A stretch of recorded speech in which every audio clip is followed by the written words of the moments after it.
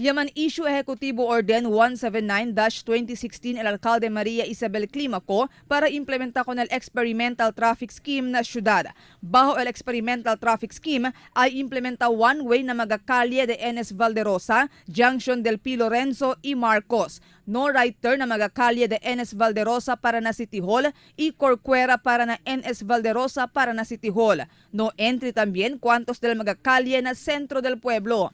Bajo el Ejecutivo Orden, designa también one-side parallel parking para del mga four-wheel vehicles na magakalye de Enes Valderosa, Junction P. Lorenzo Street to Marcos Street.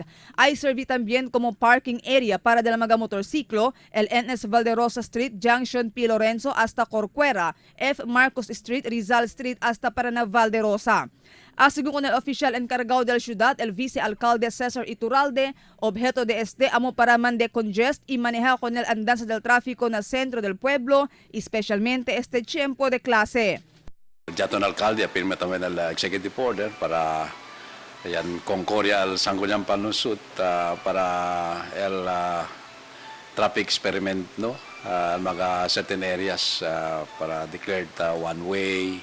Fuera con este, habla si Iturralde kay el gobierno local ya también el tamira ahora con el tráfico na ciudad y hindi más el mando policía local. Tiene area también ya PDL City donde instead del police manhandle el traffic management unit ya del city government manhandle, no? Akalo certain areas.